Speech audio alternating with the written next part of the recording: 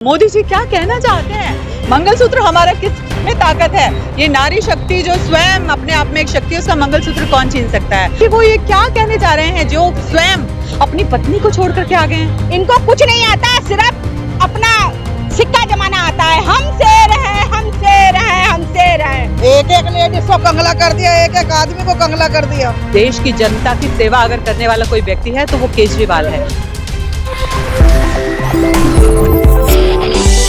The Kantap में आपका बहुत बहुत स्वागत है। मैं हूं आपके साथ शहनवाज आलम। लोकसभा चुनाव 2024 को लेकर के जनता से हम जानने की कोशिश करेंगे।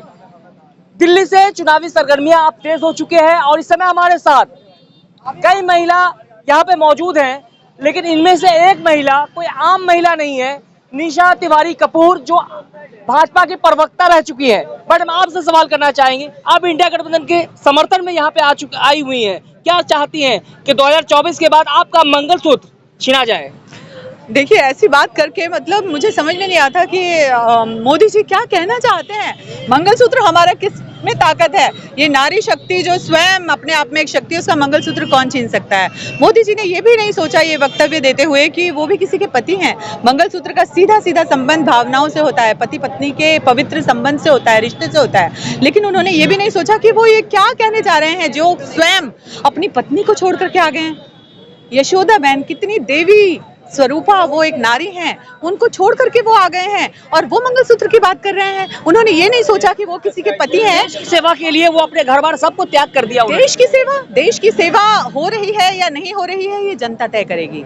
आपका 400 पार का जुमला तय नहीं करेगा।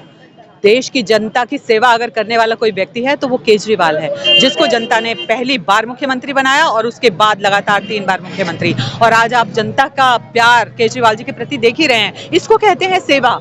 ये देश की सेवा ऐसे नहीं की जाती कि केवल पूंजीपतियों को आपने और धनाढ़ कर दिया, आप केवल पूंजीपतियों को पोषित कर रहे हैं और जनता यहाँ त्राही त्राही कर रही है, 5 किलो राशन पर जीवित है। केवल जिंदा रहना हमारे जीवन का मकसद नहीं है। हम लोग इंसान हैं, हमारे जीवन के सपने होते हैं, हमें अपने सपनों को भी पूरा करना है और उन सपनों को पूरा करने के लिए हमें हमारे देश के खजाने की, हमारे देश की सत्ता की और हमारे देश की पावर की जरूरत होती है। इसीलिए हमारे सांसद चुन करके आते हैं कि वो हमारे देश के अपने क्षेत्र के लोगों की सेवा करें, उनकी सहायता करें, उनके बच्चों को ऊपर ले जाने में मदद करें, उनके जीवन को उठाने में मदद करें। लेकिन ऐसा तो उन्होंने किया नहीं ना मोदी जी ने। मोदी जी ऐसे प्रधानमंत्री हैं कि जो जनता से जुड़ करके मन की बात करते हैं, महिलाओं की सशक्तिकरण की बात करते हैं, महिलाओं के सम्मान की बात करते हैं।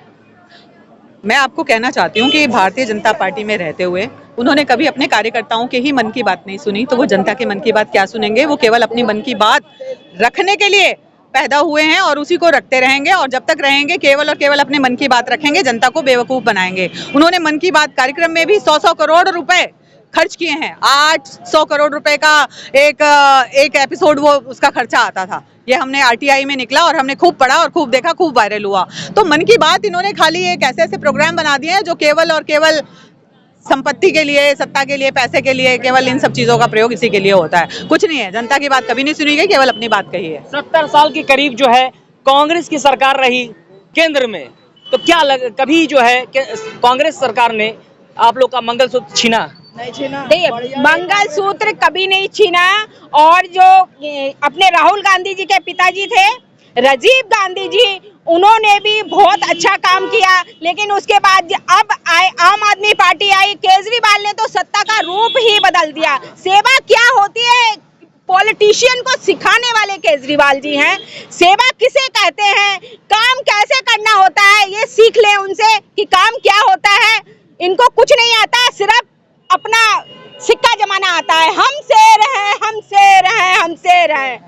लेकिन ये पता ही नहीं क्षेत्र में काम कैसे होगा, काम क्या करना है, दिखाई ना काम करने की नीति इनके पास है। कोई बच्चों को पढ़ाना है, जाके अभी भी यूपी में जाके देखिए, बच्चे फट्टियों पे बैठे हुए हैं, इनके पास कुछ नहीं है। बताते हैं भाई योगी जी ने ये कर दिया, यूपी में वो कर दिया, इतनी बड़ी सड़क बना दी। अरे सड़क का हम करेंगे क्या? हमारे बच्चे जब फट्टियों पे बैठ रहे हैं, उनके पास टॉयलेट तक ढंग का नहीं है, कुछ भी ढंग का नहीं है, स्कूल ढंग के नहीं है, स्वास्थ्य ढंग का नहीं है, बच्चे बीमार पड़े हुए हैं, उनके पास दवाइयां नहीं है। केजरीवाल जी ने दिल्ली का रूप बदल दिया है, रंग बदल दिया है। दिल्ली में आए हैं और आपके पंजाब में भी आए हैं, आप पूरे देश में छाएंगे, ये दो राय नहीं है। केजरीवाल जिंदाबाद। 2024 के बाद आप लोग का मंगलसूत्र छीना जाएगा, भैंस तक छीन करके जो है मुसलमानों को दे दिया जाएगा। वो मोदी जी का कहना है कि अगर कांग्रेस आ गई तो हिंदुओं की क्या नाम है घरवालियों के मंगलसूत्र छीन के मुसलमानों को दिए जाएंगे। उसको तो लड़ाई करानी है, किसी भी मुद्दे पे कराए लड़ाई चाहिए, हिंदू मुस्लिम चाहिए उन्हें, सिर्फ लड़ाई चाहिए, लड़ाई चाहिए उन्हें, एकता नहीं चाहिए बिल्कुल भी। एक एक लेडीज को कंगला कर दिया, एक एक आदमी को कंगला कर दिया। मोदी ने दिया क्या है? परेशानी के सिवा कुछ नहीं दिया। सत्यानाश हो गया जब से मोदी आया है देश का।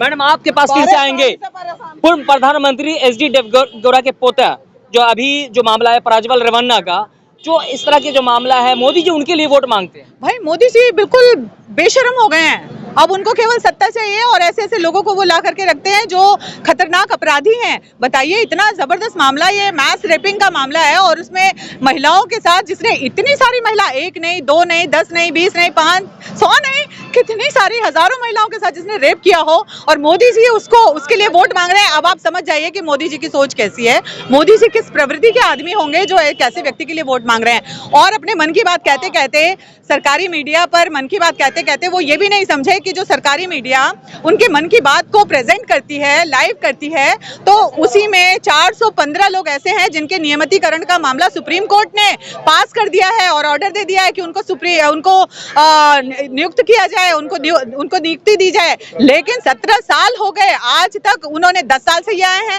7 साल पहले तक जो भी सरकार थी उसमें थोड़ा समय लगा, लेकिन 10 साल इन्होंने लिए कि हम करेंगे, हमें मौका दो। आज तक उन्होंने नहीं किया और आज फिर से देखिए नामांकन, जनरल इलेक्शन के नामांकन का दिन आ गया और आज तक नहीं हुआ और ना कभी होगा, क्योंकि अब इनसे तो उम्मीद है ही नहीं जनता को कुछ भी।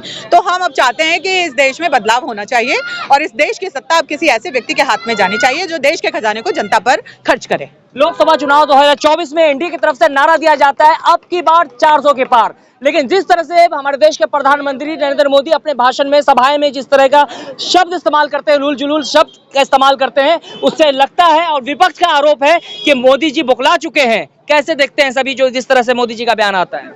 बिल्कुल, आज देश की जनता सारी देख रही है कि जब भी अगर ये टीवी पर आकर डिबेट देते हैं तो बौखलाई वाली बातें करते हैं। जो बातें एक प्रधानमंत्री को शोभा नहीं देती, ऐसी ऐसी बातें कर रहे हैं। कई मंगलसूत्र की बात करते हैं, कई कहते हैं कि जो 2 भैंस होगी तो 1 भैंस ये छीन लेंगे, कई कहते हैं कि अगर आपके पास मकान ज़्यादा होंगे तो मकान छीन लेंगे, 2 मकान होंगे तो छीन लेंगे। तो ये बातें एक प्रधानमंत्री को, जो कि एक संवैधानिक पद पर हैं, उनको कहते हुए शोभा नहीं देती। अब हम एक बात कहते हैं कि इन्हीं लोगों का नारा है कि गौ हत्या पाप है, तो क्या दलित हत्या बिल्कुल माफ है? इनके राज्य में यही हो रहा है कि गौ एक अगर मारी जाती है तो उसके ऊपर तो इनका इतना बड़ा बवाल हो जाता है, लेकिन कहीं भी दलितों के ऊपर इतना अत्याचार हो रहा है, इतना शोषण हो रहा है, कहीं छोटी छोटी बच्चियों के साथ, कहीं जो है निर्वस्त्र करके महिला को घुमाया जाता है, कहीं हाथरस कांड है, कहीं तुम्हारा एमपी के अंदर आपने देखा होगा कि शिवपुरी का कांड था। ठीक है, ऐसे ऐसे कांडों को देखते हुए और इनके ऊपर कहीं भी इनका जो है बिल्कुल मुंह के अंदर दही जम जाती है, लेकिन कहीं भी अगर 10 बात आती है कोई ऐसी तो धर्मनिरपेक्ष के ऊपर बात करते हैं। कहीं जो है महिलाओं को मन को ठेस पहुंचाने वाली बात करते हैं इनके जो विधायक हैं, इनके जो एमपी हैं। और आपने देखा होगा कि देखिए अभी जो है आपने देखा होगा, ताजा ही खबर है, कोई ज्यादा बड़ी बात नहीं, मणिपुर कांड जो है अभी दूर नहीं है। अभी जो हमारी महिलाएं पहलवान जो बैठी हुई थी, क्या वो आतंकवादी हैं? क्या वो आरडीएक्स लेके बैठी हुई थी? वो महिलाएं थी, वो जो पहलवान महिलाएं जिन्होंने देश का कद ऊंचा किया है। मोदी जी ने भी कहा था देश की गर्व है, मोदी जी ने भी कहा था देश की गर्व है मोदी जी की बेटी। मोदी जी टाइम पर अपने अल्फाज, अपने बयान बदलते रहते हैं। एक तरफ वो कहते हैं देश का गौरव है, तो उनके साथ हाथापाई क्यों करी गई? क्या वो आरडीएक्स लेके बैठी हुई थी? क्या वो कोई अजीब मांग कर रही थी? क्या वो ऐसी चीज मांग रही थी? देखिए, ये लोकतंत्र देश है और यहाँ पर सबको अपनी आवाज उठाने का, अपना हक मांगने का पूरा अधिकार है। मैं ये कहना चाहता हूँ कि मोदी जी, आप जब इन महिलाओं की रक्षा नहीं कर सकते तो आप ये नारा क्यों देते हो, बेटी बचाओ बेटी पढ़ाओ? पढ़ाने का आपका कहीं साधन नहीं, आपने बेटियों को कहीं पर भी ऐसा निष्पक्ष नहीं दिया कि वो बेटियां कहीं खुलेआम कहीं पर जा सकें। आपने देखा कि हाथरस कांड कोई दूर नहीं है, मणिपुर कांड कोई दूर नहीं है, अभी जो है यहाँ पर एमपी श्योपुर के अंदर जो कांड हुआ वो दूर नहीं है। कहीं पर जो है मामूली चिंग करके मार दिया जाता है, कहीं पर जो है धर्म के नाम पर मार दिया जाता है। तो मैं ये कहना चाहता हूँ कि इस देश की जो खुशहाली थी उसको खोने का सबसे बड़ा काम किया भारतीय जनता पार्टी ने। और भारतीय जनता पार्टी ने त्राही त्राही मचा रखी है पूरे देश के अंदर, क्योंकि कहीं ना कहीं ये जो है दलितों पर पूरा शोषण करती नजर आ रही है और कहीं ना कहीं ये देश को पीछे ले जाती हुई नजर आ रही है। और देश की जो जनता है वो आज जान चुकी है कि हमें क्या करना है और आज वो काम करने जा रही है जनता अपना। लेकिन मोदी जी के 10 साल में कहा जा रहा है कि देश सुरक्षित है, धर्म सुरक्षित है, महिला सुरक्षित है। पहले जो है महिलाओं के प्रति जो है बहुत ज्यादा उनपे जो है अत्याचार हुआ करते थे, लेकिन मोदी जी के नेतृत्व में, मोदी जी की सरकार में कम हुआ है। सब कुछ हुआ है और सबसे ज्यादा हुआ है मोदी जी की सरकार में। कभी मणिपुर जैसा नहीं हुआ, कभी हुआ निर्वस्त्र ऐसे घुमाया गया क्या? कभी लड़कियों को जिंदा जलाया गया क्या? कभी नहीं जलाया गया। और गलवान घाटी में हमारे चाइना के लोग घुसते चले आ रहे हैं, चाइना की फौजें घुसी चली आ रही हैं, ऐसा कभी हुआ क्या?